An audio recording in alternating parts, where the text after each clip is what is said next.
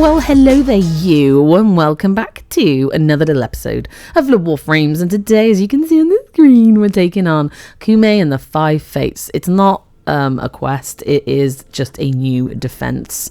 So we'll have a look at that. We're gonna see what we need to get Koumei, build her, mod her, etc. Have a quick look at her weapons. But before we get into all that, I just want to say thank you to everyone who has bothered clicking that like button, commenting, and or subscribing. Any of those three or all of those three is hugely appreciated by any YouTube content creator. It's the easiest way to show your support to a video or a specific content creator. That might be me. I see you and I appreciate you, and it just keeps you motivated, and it's like, oh yes, finally finding my people. So if you've done that, I just want you to know that I appreciate you, and if you haven't done that and you're about to, then I appreciate you even more. In the meantime, let's get into it. And there are some prerequisite quests you must have completed to access Koumei and the 5 Fates, and those are Saya's Vigil, and Saya is the person we're going to go and speak to about Koumei, incidentally. And the other quest is the Once Awake quest. Get those two done and then you can access this one. They've made it so that newer players will be able to access it more easily. And if you are flush with the platinums and you don't feel like farming Koumei, you can go and buy her from the market for 370 plat, I think. And then there's a bundle for 800 plat where you get all of her goodies. I think the weapons and the skins and the everything.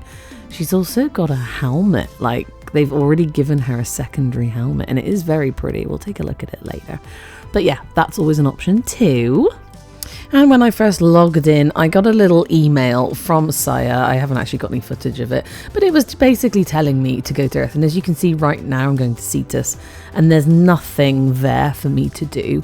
You've got to go to Cetus first, speak to Saya, see what she's got to say, and then hopefully it will unlock you Saya's visions. Everything is in balance.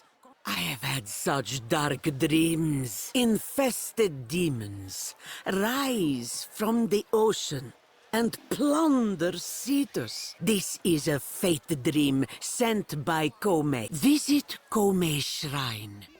And then you head back outside and you head towards Koumei's shrine. And this shrine will always be here now once you've unlocked it. And this is basically unlocking the shrine defense mission on Cetus, which is called Saya's Visions. And this is where you'll be able to come and purchase the stuff and the things for Koumei and beyond. This is the shrine of Koumei, the Dice Maiden, the Puppeteer, a long hidden oracle for the ordinary folk. And take a look, this is Koumei's new beautiful shrine upon Cetus once you've unlocked it and opened it all. And this is where you're going to come to buy the component blueprints. Now, to buy them and build them, we need a resource called a Fate Pearl, and that's what we get from doing the new shrine defense. And in this list, if you can see them, there's 2 mods here. If you can't see them, don't worry. They're only unlocked and available to buy with Fate Pearls once you've unlocked Steel Path. And there is a Steel Path version of the shrine defense if you so wish to do it. We'll go over how many Fate Pearls you need and how many the missions drop right now. So this little useful spreadsheet is actually made by a gamer called Sergeant Flex, and I found this on Reddit, so full creds to him, but you can make your own spreadsheet. And all he's done here is work out how many Fate Pearls you're going to need for 2 Koumeis and her weapons and components, and to build them. So all in, it's just under 2,000 pearls. Now, you might be wondering why he's put 2 Koumeis in. It's one for the helmet, I imagine. Now, if you just want to earn enough Fate Pearls to buy and build all of Koumei's blueprints, you need 432 Fate Pearls alone for that. Now, as you're going through this shrine defense mission, the blueprints will potentially drop, so this number may drop. Okay, so don't become too obsessed with, oh, I need 2,000 Fate Pearls. It just doesn't work like that. And he has included those 2 mods in that cost. So let's just break it down into, you're going to need 317 Fate Pearls to buy and build to completion both of the weapons each, plus 432 for Koumei. So I kind of didn't even think about that. Now, when I first logged into this game, it was just after they'd released the update. They had done no hotfixes, and can you guess what little erroneous error they left in?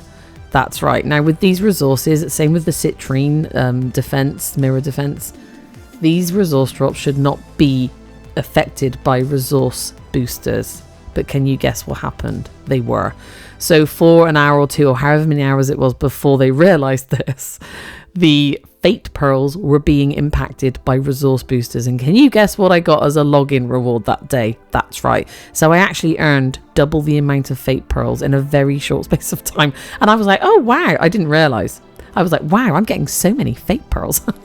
Then when they did the hotfix and I reloaded back in, it dropped again. And I was like, oh no. And I realized in a heartbeat what they'd done. When I checked the wiki, sure enough, they were saying, look, you can keep these fate pearls, but it was an error.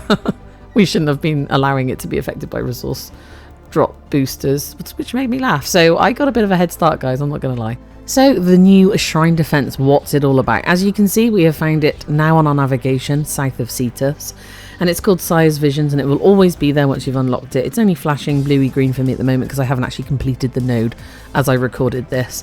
The only other time it flashed that colour was when I went to the Steel Path version of it as well. So once it's done, it'll just be sat there like a normal node. Now, just because it's called a defense doesn't actually mean it's an endless mission. It does have a completion point, and its mechanics largely differ from an actual defense. So what have we got to do?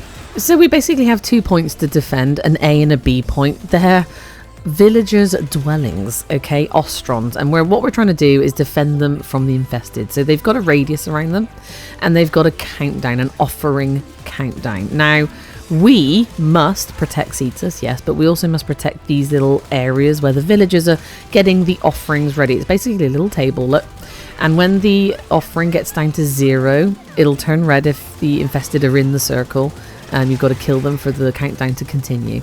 A little basket of goodies will appear. You go and pick them up, and then you shoot them straight over to the shrine, which is just beyond the B point. So you take them to the shrine, Koumei Shrine, and it automatically drops it off, and it produces health orbs and a variety of buffs. And who doesn't love a buff, am I right? Am I right though? Especially on the Steel Path. Anyway, once you've done this 5 times, you've delivered 5 offerings to Koumei's shrine. The players in the squad then must kill 30 times the number of squad members. So basically, if you've got a full squad, it goes up to 120, and it will appear on the screen and count down, obviously, or count upwards to how many enemies you've killed. So just keep an eye on that number, because if it's just 2 of you, it should be like, I think, 60 enemies maybe. Leone will crush your fruit baskets and your putrid organs. Gorge on the delicious jam! Oh my goodness, his ramblings within the mission are actually quite funny. I quite enjoyed listening to him. Anyway, once you've killed the prerequisite amount of enemies, the infested Oni, the boss of this fight, will spawn in, and on Steel Path it is quite difficult to take it down. Now, it has 2 health bars, so once the first health bar is depleted, it becomes invulnerable again, and players must provide 2 more offerings to Koumei's shrine. After which the Oni can then be defeated for good, and the mission, once you've defeated the Oni, will be completed. The only reason the mission hasn't completed for me at that point is because one of these 4 horsemen of the apocalypse, as I like to call them, has spawned in just as we killed it, and we had to wait for it to fully spawn in to take down the I don't know if it's misery or ranks or whatever it was. That was the only reason. But this mission, it's basically, it can't be failed. It just takes longer, essentially, if you don't keep those enemies out of the A and B point for the countdown for the offerings to appear, because you need those offerings to progress the mission, essentially. And then taking down that final Oni, and that's it, you're done.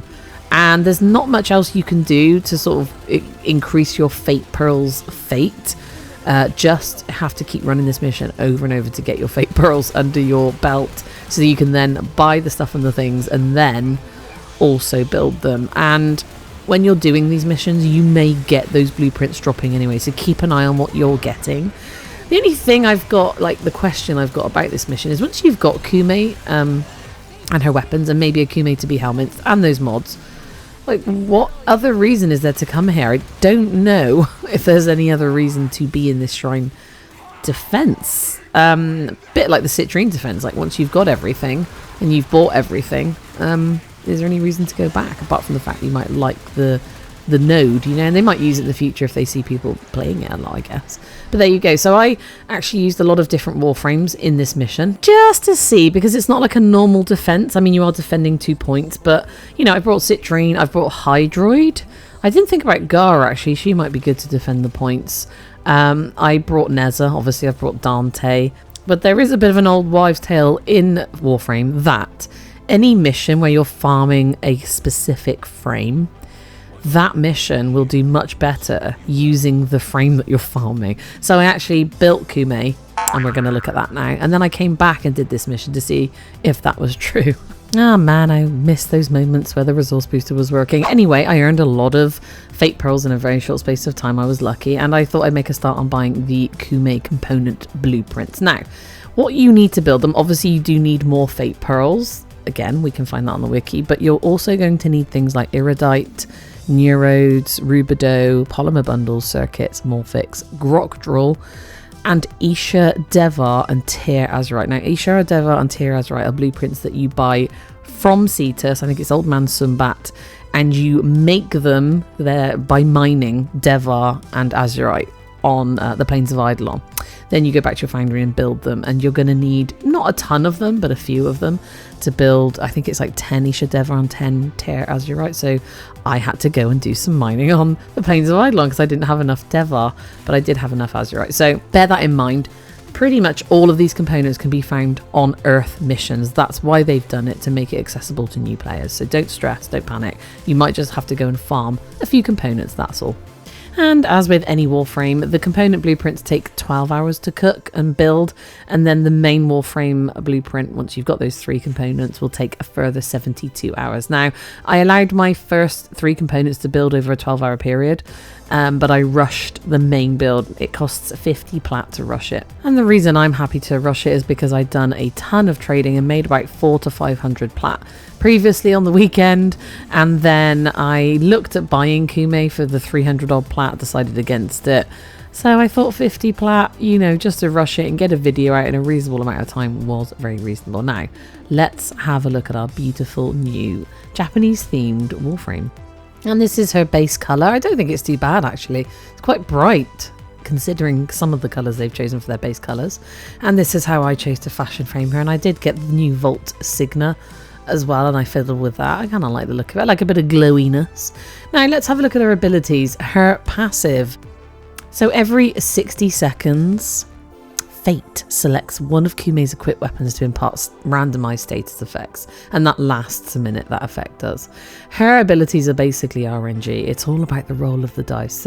So whenever she pops an ability, her dice are rolled, and that impacts the ability. So Kumahimo, damage is multiplied by the dice roll. 666 causes all threads of destiny to apply 1 stack of each primary and secondary elemental status effect.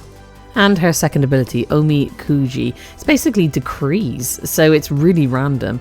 She glimpses a favourable future and the precise steps needed to reach it. Complete the challenge that pops up on your screen to earn the decree reward. Unlucky rolls add a debuff, but you can hold the ability to reject it. A roll of 666 on your dice grants a decree without a challenge, so you just basically get the buff for free and not have to do it. Now, this is the one ability I was starting to get a bit ticked off with because it's so random.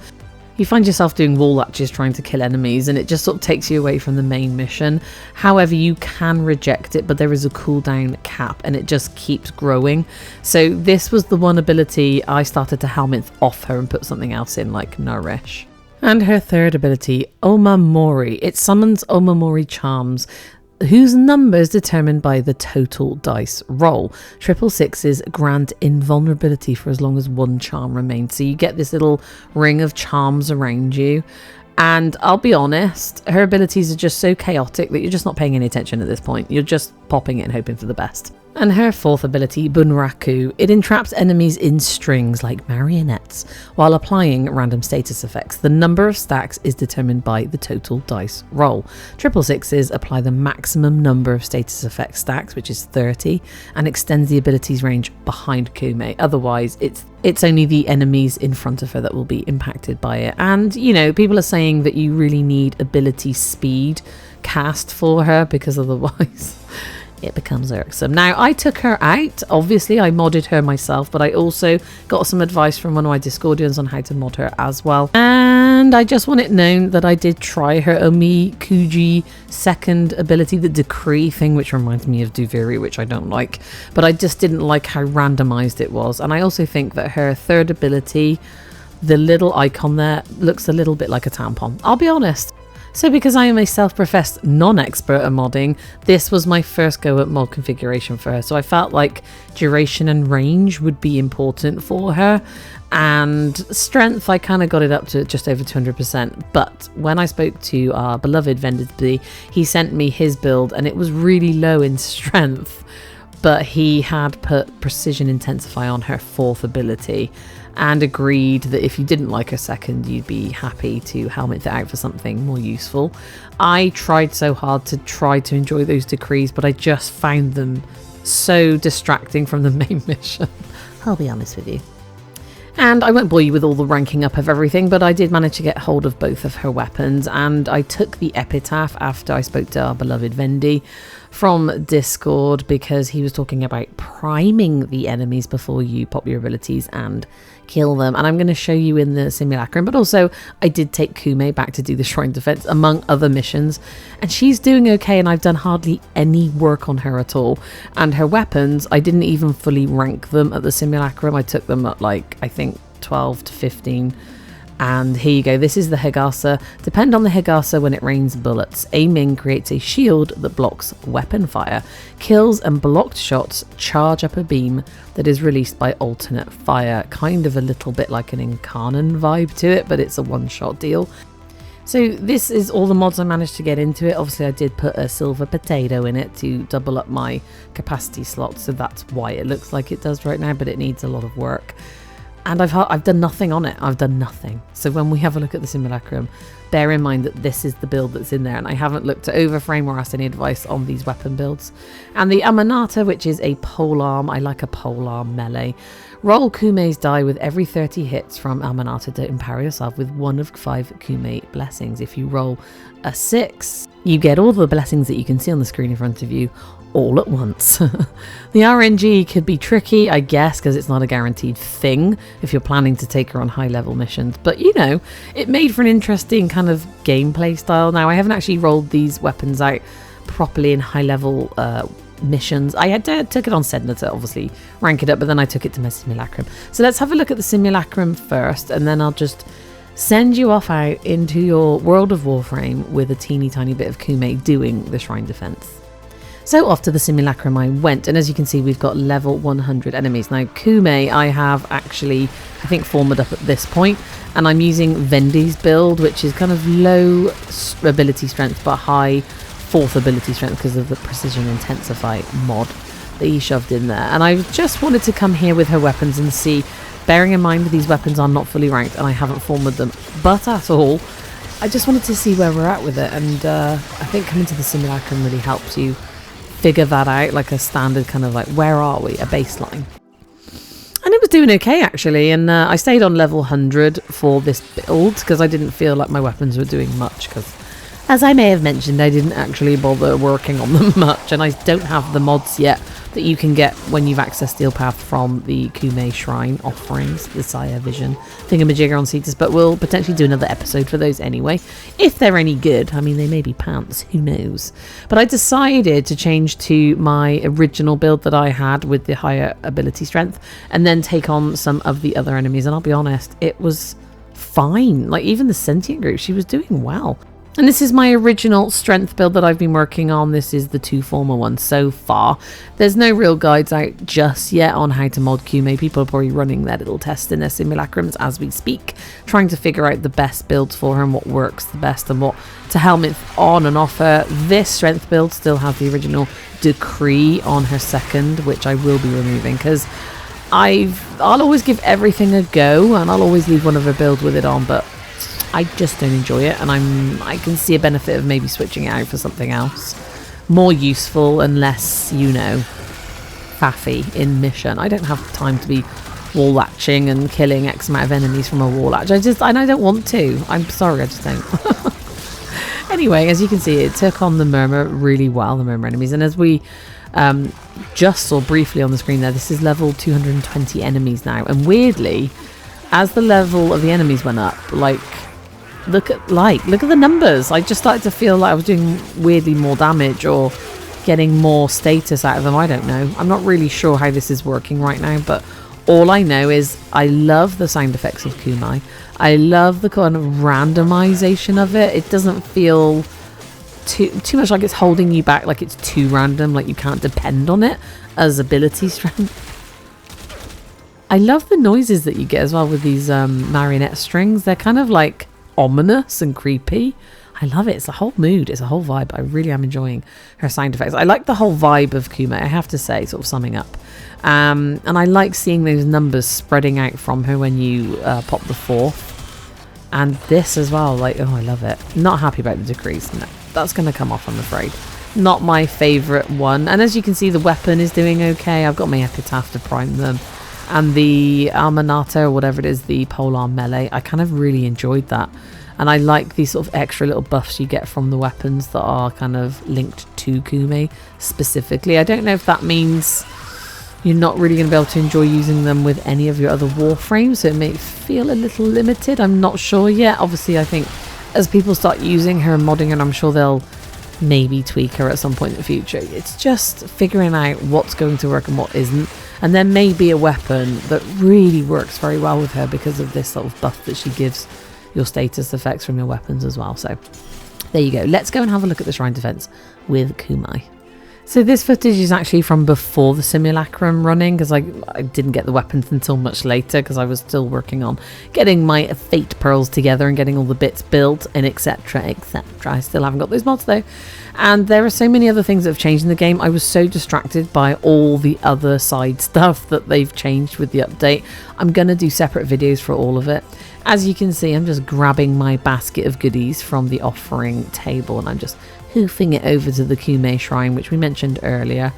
And I really kind of enjoy a change of pace or a change of mission and focusing on having to learn some new stuff. And I didn't research this mission before I went into it. I just started playing it and was like, why are people talking so much? Why are they saying like about these offerings? And it didn't click for a while, and I realized I had to actually take some offerings and deliver them to somebody. The shrine. And as predicted, Koumei is doing really well on this mission. You know, her strings of fate and all that jazz, her marionette strings. And I don't know with one of her abilities or whether it was the gun that you just don't take damage, or one of her decree buffs. It just feels like she's got good survivability. That's what I felt like, and especially with her gun in the Simulacrum. Even when I took on the Sentients, which I'm really terrible at taking on usually, and they linger around if you can't kill them, even they didn't take her down. And in my previous playthroughs and Simulacrum testing, that's one thing I always struggle with, is survivability with those Sentients. And Koumei was like, yeah, it's no thing, ain't no thing, it's fine. So I feel like she's got a huge amount of potential. I just don't realise it all yet at this point, until the boffins have boffed their way through the mod configurations and the testings. We won't fully know. I'm got to reiterate, my darlings, I am no expert. I am here for like your soothing gaming needs. This isn't really a guide video. It's kind of me showing you what I'm up to, because I'm not an expert and I'm just kind of muddling my way through. I want it to feel more like accessible gaming for us mere mortals who don't have like magical scientific brains that can mathematize our way through every single mod configuration. I haven't got a clue. Is this the place to tell you? Who knows? Anyway, stick around for my dulcet tones. And they're super husky at the moment because I'm still recovering from this god dang it virus. Anyway, my darlings, there you go. That's Koumei. I got her blueprint, ironically. So I'm always looking for extra stuff. So I'm almost on my way to getting another Koumei. I don't know how to pronounce it. And getting her in my helmet, guys. So there you go. That's how I got Koumei. That's what I found on my journey. There were some kind of like lagginess going on. I don't know if it's because it was so busy on the servers or because of the updates and the hotfixes. What I found as a PC gamer, I optimized my cache. If you were on your login screen, there's a teeny tiny little kind of gear wheel button right at the top of that login screen before you press play to go into Warframe, and one of the top options is optimize your cache. It takes a moment if you haven't done it for a while, but I found as soon as I'd done it, my game started running smoother again. So there you go. If you haven't done that for a while, after we've had a big old update and any hotfixes, I highly recommend that you do that. Anyway, my darlings, there you go. That's the Koumei and the 5 Fates and brief look at her weapons. When I get those mods, I might bring you back in for another little video. And what I'm actually going to do is have a look at all the changes they've made to the companions, to the, oh my god, the mods, the fusing of the mods, all the little changes they've made. I was more happy about that than getting Koumei. I'll be honest, like some of the quality of life changes they've made, or improvements I should say, are a definite improvement for someone like me who just likes things to sort of sometimes be easier than faffy. And it just looks nice. It just looks really nice. They've done a lot of work, and some of the new skins as well. We'll have a look at those. I want to have a look at Caliban, the changes they made to him. I want to look at is it Nova? They've made quite a few significant changes to her, and I just want to keep going with the Warframe stuff as well as all the others. So in the meantime, my darlings, I want to thank you so much for listening to my croaky voice, putting up with my phlegm. It's not even sexy phlegm, is it? I wish it was. I could make a mint out of that. In the meantime, my darlings, thank you so much for joining me. I really do hope to see you again in the next one, no matter what that may be. But in the meantime, you take care now, and goodbye.